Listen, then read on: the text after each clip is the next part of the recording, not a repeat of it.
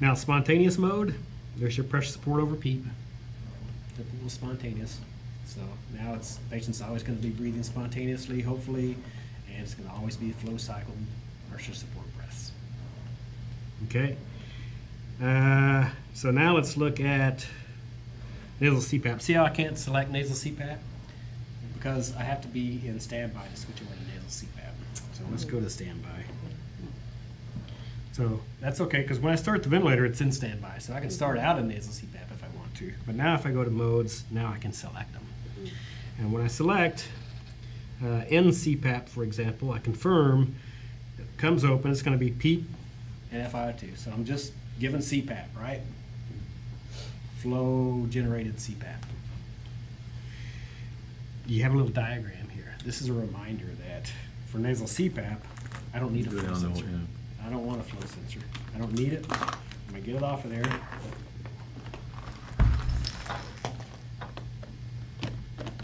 And I'm going to open up this pressure line.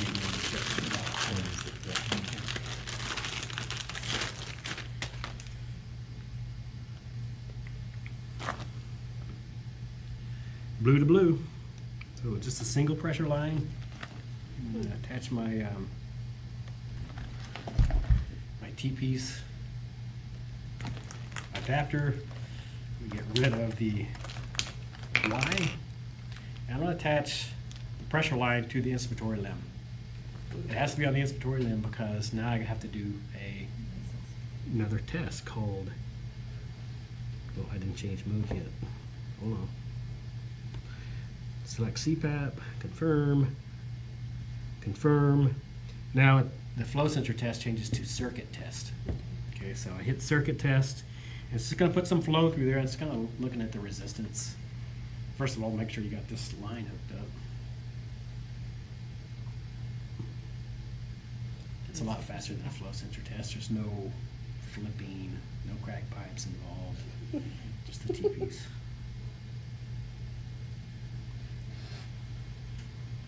It's working. I can feel it.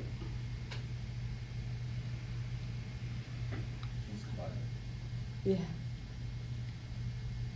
I think it finished. Okay, so it passed.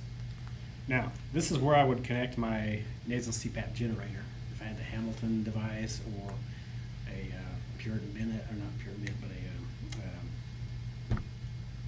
Respironics. Respironics, yeah. Different ones. There's different ones. Some you need adapters to hook it on there, but most of them come with a whole pile of little adapters. So I don't know what you guys have. I think we have mainly Respironics, Yeah. I think. Okay. Some off. Try it if it doesn't adapt in there. So it should have two tubes, and they should adapt here, or if there's adapters, they should have adapters that make it fit. And I put them on there before, and then you already know how to set up the CPAP. Okay, so there is your nasal CPAP setup. Do we know if it works? We're gonna test it now. We've For never sure, had for it sure use we'll it. test it, yeah. Because it hasn't been used on. Yeah. As far as controls in nasal CPAP, I have my PEEP, I have my FiO2. Okay, so I have the patient tab there, but that's all there is to that. The alarms change though, so now you only have pressure and flow. These are my disconnect alarms essentially. The flow, if you have that set properly, that's usually going to be your first alarm that there's a disconnect. So I'm going to just kind of partly block this and start it and see if we can simulate a real life CPAP here. I'm pretending. So I'm causing some resistance here. You can see we're holding pressure at 5. Open up my alarms. The flow actually reads out for you right there. Well, yeah. So the flow it's taken to generate that 5 of CPAP is 8 liters per minute. So I'm going to reset my alarm down here to maybe 10. And then when the CPAP comes loose or falls off, take my finger off, and now I get the flow alarm, even first before I got the low pressure alarm. If you have a really small device, that pressure might stay up, but you'll get the flow alarm way sooner. Just depends. Now, so that's easy, right? Nasal CPAP is simple on this. The difference in CPAP pressure control and nasal CPAP is, let me go to standby. Nasal CPAP pressure control. Now you have pressure control over PEEP still, I mean, in addition to PEEP, you have pressure control, and you have an eye time, and you have a rate. So this is non-synchronized or unsynchronized pressure control. I'll see if I can simulate that for you without a device here. Okay. Ventilator's going to go with the set rate. Control rate of 45 in this case. Patient can't trigger a breath. The ventilator can't even count breaths. All it knows is it's doing 48, 45. And you can see, let's see if I can maybe put this on there and do that.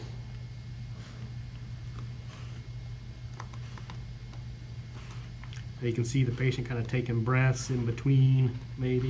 No, it's not working with the darn. You're familiar with APRV at all? Yeah, we're familiar with it, but that's also one of those So, things you know, that's not used very often. So in APRV, you have bilevel. So you have high pressure, low pressure. The patient can breathe at the high pressure or the low pressure. They're breathing independently of the vent. Same here. Nasal CPAP pressure control. It's biphasic CPAP, and patient is unsynchronized. Okay, so when you do that, your alarms, you still only have pressure and flow, and you're monitoring. All you're going to get is the set ventilator rate, the IE ratio, all the settings. It's not going to measure spontaneous rate, spontaneous tidal volumes, anything like that. It's unsynchronized pressure control, essentially. I know it's off-label, but if you were gonna hypothetically use a RAM cannula with that device, you just put that thing back on and Yeah, then stick I'm the gonna show you RAM. how to do that here in just a second. I think I thought of something, maybe I can make it look more reasonable.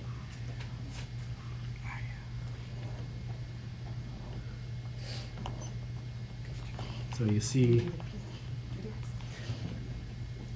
the patient rate, you see the ventilator rate. Make more sense now?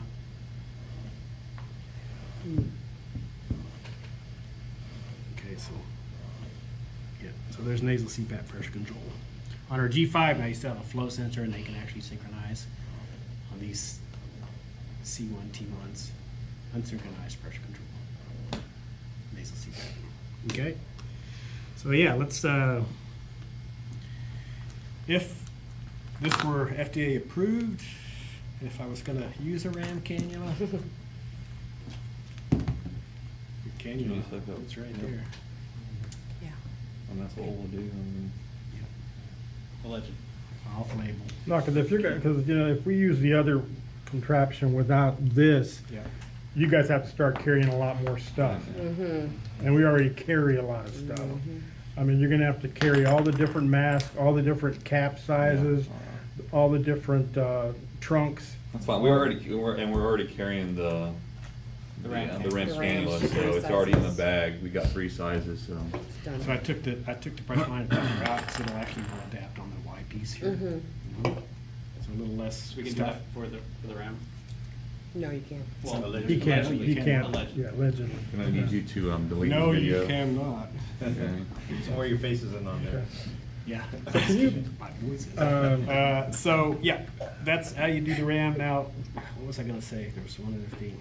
Oh, you still gotta do the circuit test though. 'Cause you're- yeah, if could you you're do that in this- again, just, The circuit test? Yeah, just, Okay. You mean the difference between the two?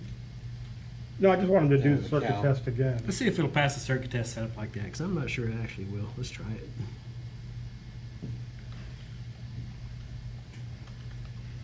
So in that setting, it automatically defaults to a circuit test. Yeah, Just when you the- go, when you select nasal CPAP, it switched the pre-op check. Okay, I thought you had to do a circuit lot of, test.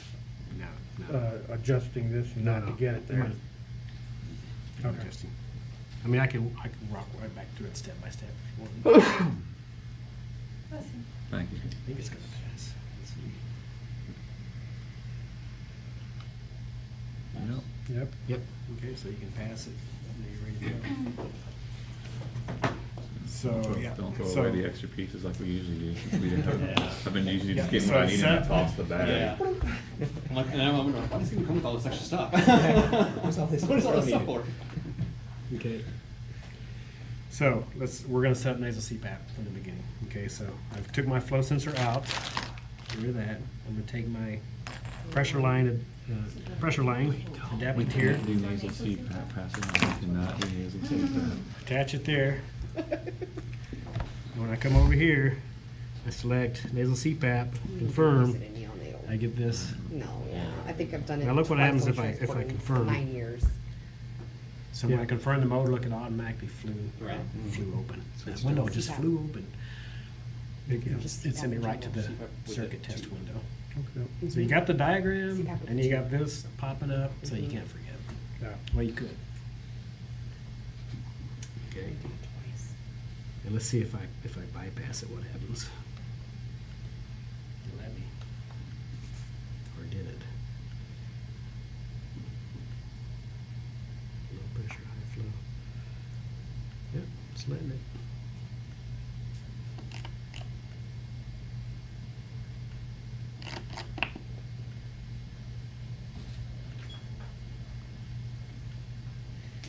Going back to that high flow alarm, sometimes you'll see the actual flow go a little bit higher than the flow limitation. That's okay, it's just adjusting to the pressure. But if it stays higher, it'll alarm. I think it's working on an average is what they told me. Okay. Sword upside down. Okay. Other questions? Good, Jay.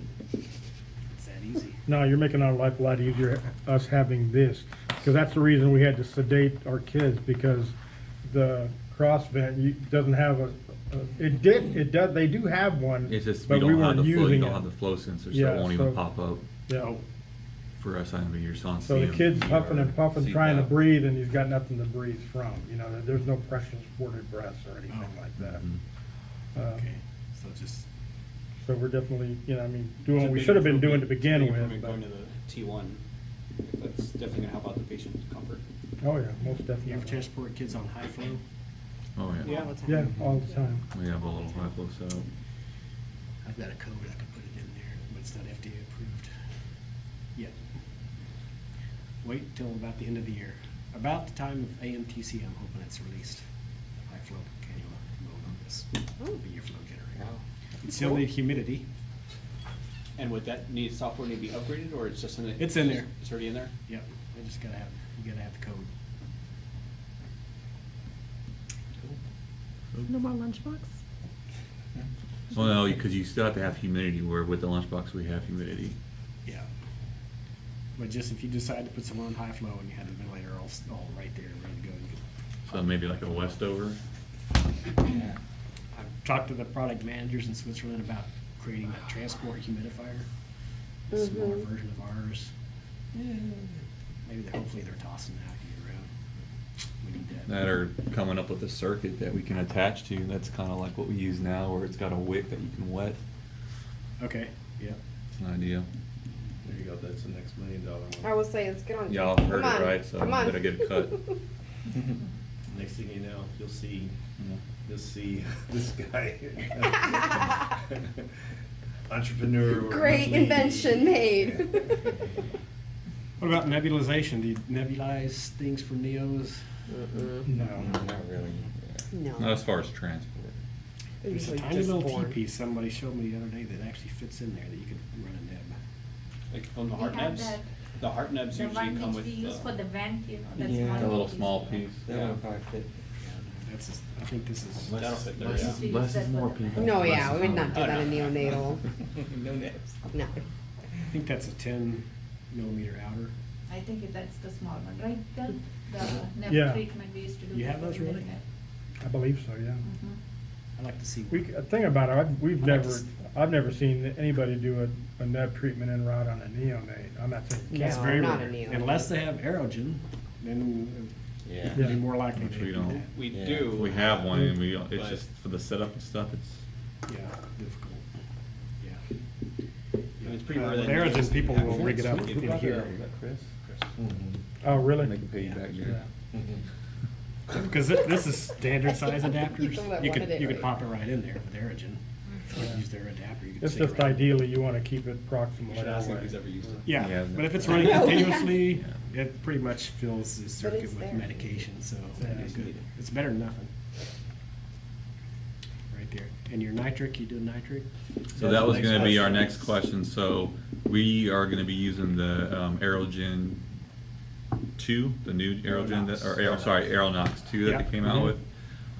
And so how to properly Ideally, hook it up. the proper hookup is your injector here. Okay, so But it's a little different. So our injector, we should have brought, do we have the Yeah. stuff? I haven't even seen it. I haven't seen the new one. I don't know, yeah, so right now we're using the old grandma Aeronox. We don't know what the new Aeronox 2 connections are gonna be like. yeah, does it have an injector module? Because this one doesn't have necessarily an injector module. It hooks up to our, the way they use it here is they have a little, either it hooks up to the Bronchotron or it hooks up via a little 15 millimeter adapter that has the delivery screw on. Like something like this. Yeah, It's just like a T, yeah. I didn't bring it. I meant to bring it, but then we got. No, caught it with was the- inside the isolate. Oh, yeah, those were, yeah, you're right, those were. Are you familiar with either one of those? The Aeronox? I guess not. The Aeronox. I guess you're talking about the. I was talking about PD, the like Icaria ones? Icaria, yeah. Yeah. So like right now, if I want to do a conventional nitric setup, I would set this up in line. Yeah. That's your sample line there, right? Mm-hmm. Yeah, so you This want is that. our delivery. That's the That's delivery. delivery. That's delivery. Samples right Oh. here. Yeah. This is the key to the sample. Oh, yeah, that would fit. It doesn't have that. UFO. No, that's good. Injector, and then That's our your UFO. sample line you want down here. That's pretty interesting, I've never, yeah.